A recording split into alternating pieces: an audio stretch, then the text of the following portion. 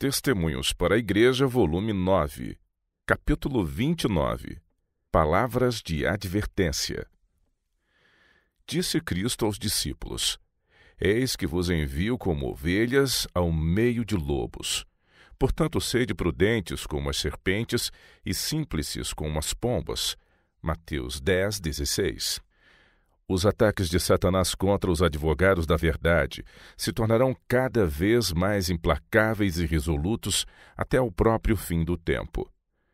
Como nos dias de Cristo, os principais sacerdotes e príncipes instigavam contra ele o povo, assim hoje os guias religiosos provocarão oposição e preconceito contra a verdade para este tempo. O povo será levado a atos de violência e oposição nos quais nunca teriam pensado se não tivessem sido imbuídos do rancor de professos cristãos contra a verdade. Que procedimento devem seguir os defensores da verdade?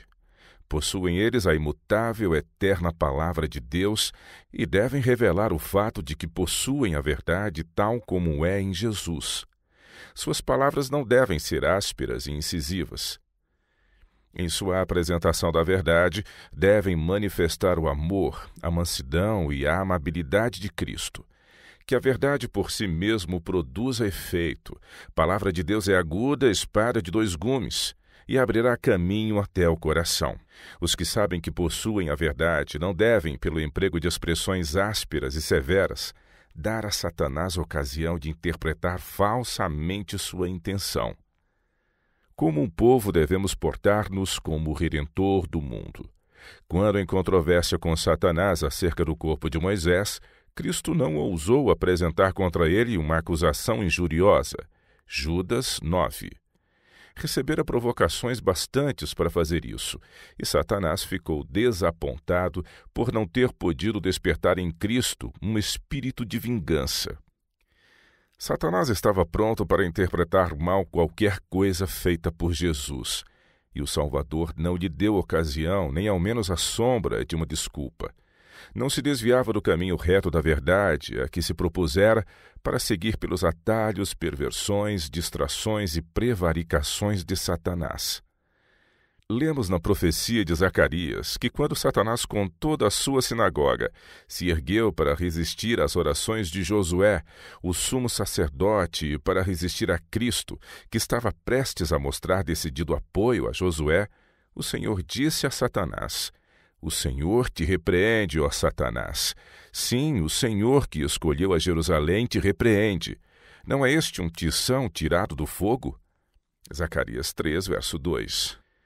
O procedimento de Cristo ao tratar com o adversário deve nos ser um exemplo para que em todas as relações com os outros jamais façamos contra alguém uma acusação injuriosa. Muito menos devemos empregar aspereza ou severidade para com os que podem estar tão ansiosos como nós por saber o caminho reto. Os que foram educados na verdade por preceito e exemplo devem ter grande tolerância com os outros, que não tiveram conhecimento das Escrituras, senão através das interpretações dadas por pastores e membros da igreja e que têm recebido tradições e fábulas como se fosse a verdade bíblica. Ficam surpreendidos ao ser-lhes apresentada a verdade. É para eles uma nova revelação, e não suportam que lhes seja apresentada logo no princípio toda a verdade em seu caráter mais admirável. Tudo lhes é novo e estranho, e totalmente diferente daquilo que ouviram de seus pastores, e são propensos a crer no que os pastores lhes disseram, que os adventistas do sétimo dia não são confiáveis e que não acreditam na Bíblia. Que a verdade lhes seja apresentada tal como é em Jesus, regra sobre regra, mandamento sobre mandamento, um pouco aqui, um pouco ali. Aqueles que escrevem em nossas revistas não dirijam rudes ataques e alusões que, por certo, hão de causar dano, e que obstruirão o caminho e nos impedirão de fazer a obra que devemos fazer a fim de alcançar todas as classes, inclusive os católicos. É nossa obra falar a verdade em amor, e não misturar com a verdade os elementos não santificados do coração natural, e falar coisas que se assemelhem ao mesmo espírito possuído por nossos inimigos. Todas as ásperas acusações recairão sobre nós em medida dupla, quando o poder estiver nas mãos dos que o podem exercer para nosso dano. Muitas e muitas vezes me foi dada a mensagem de que não devemos, a menos que isso seja positivamente necessário para vindicar a verdade, dizer especialmente em relação a pessoas uma palavra, nem publicar uma sentença que possa instigar nossos inimigos contra nós e despertar suas paixões até a incandescência. Nossa obra logo será impedida, e logo virá sobre nós o tempo de angústia tal como nunca houve e do qual pouca ideia temos. O Senhor quer que seus obreiros representem a Ele, o grande obreiro missionário. Manifestar algum tipo de precipitação sempre traz dano. A conduta adequada e essencial à vida cristã tem de ser aprendida diariamente na escola de Cristo. Aquele que é descuidado e precipitado em proferir palavras ou escrevê-las para publicação a ser espalhada pelo mundo, emitindo expressões que nunca poderão ser retiradas, está se desqualificando para receber o legado da sagrada obra que recai neste tempo sobre os seguidores de Cristo. Os que costumam fazer severos ataques estão formando hábitos que pela repetição se irão fortalecendo e dos quais terão de arrepender-se. Devemos examinar cuidadosamente nossas maneiras e nosso espírito e ver de que modo estamos fazendo a obra que nos foi dada por Deus, a qual envolve a salvação das pessoas. A mais elevada das obrigações repousa sobre nós. Satanás está pronto, ardendo em zelo por inspirar toda a confederação de agentes satânicos, a fim de que os possa levar a unir-se a homens maus e trazer sobre os crentes, na verdade, rápido e severo sofrimento. Cada palavra imprudente que seja pronunciada por nossos irmãos será entesourada pelo príncipe das trevas. Eu desejaria perguntar: como ousam finitos seres humanos proferir palavras descuidadas e ferinas que hão de incitar os poderes do inferno contra os santos de Deus, quando Miguel, o arcanjo, não ousou pronunciar contra Satanás juízo blasfemo, mas disse: "O Senhor te repreenda." Judas 9. Será impossível evitar completamente dificuldades e sofrimento. Disse Jesus: "Ai do mundo por causa dos escândalos." Porque é mister que venham escândalos, mas ai daquele homem por quem o escândalo vem. Mateus 18, verso 7.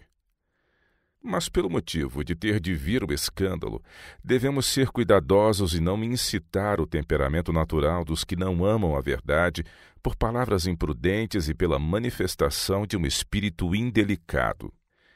A preciosa verdade tem de ser apresentada em sua força original. Os enganosos erros que se acham espalhados por toda parte e que estão levando cativo o mundo devem ser desvendados.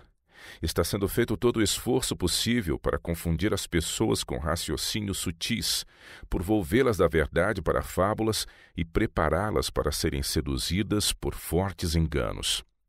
Mas, embora elas estejam se volvendo da verdade para o erro, não devemos lhes falar palavra de censura.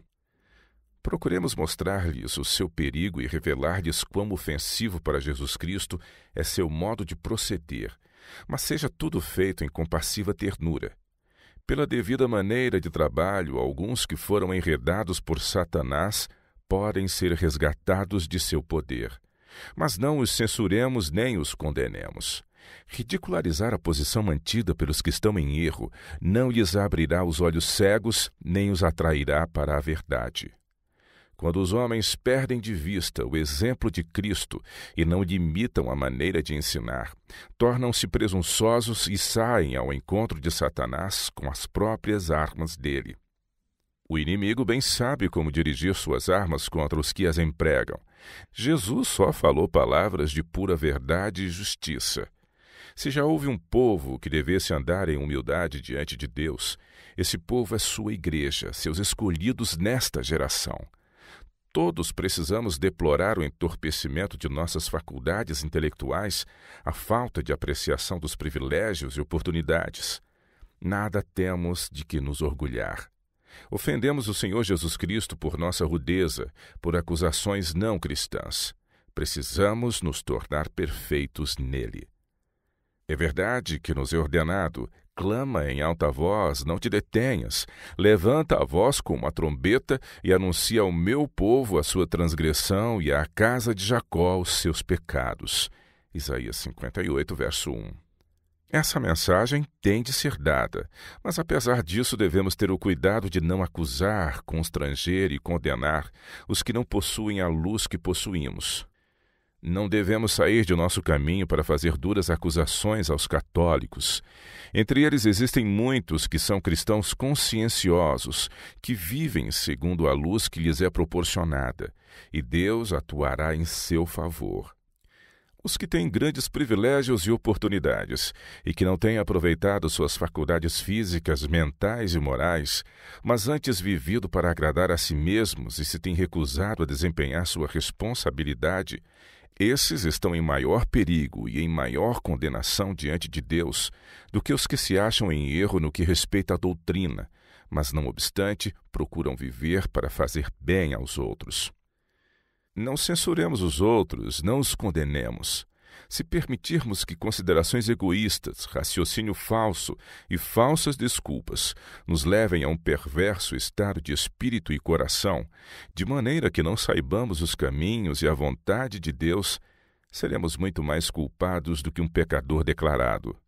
Precisamos ser cautelosos para não condenar os que diante de Deus são menos culpados do que nós. Que todos conservem em mente que em nenhuma situação devemos convidar a perseguição. Não devemos utilizar palavras ásperas e cortantes. Que tais palavras sejam mantidas longe de qualquer artigo escrito ou de qualquer discurso proferido. Seja a palavra de Deus que repreenda e corrija, que os homens finitos se escondam e permaneçam em Cristo Jesus. Que o Espírito de Cristo apareça. Que todos vigiem suas palavras, de modo que não venham a colocar os que não compartilham de nossa fé em mortal oposição a nós, dando assim a Satanás a oportunidade de utilizar palavras inadvertidas para bloquear o nosso caminho. Está por ocorrer um tempo de angústia como nunca houve desde que existe nação. É nosso trabalho retirar de todas as nossas apresentações qualquer coisa que tenha o sabor de retaliação ou desafio, aquilo que poderia causar ações contra igrejas ou indivíduos, pois esse não é o caminho nem o método de Cristo.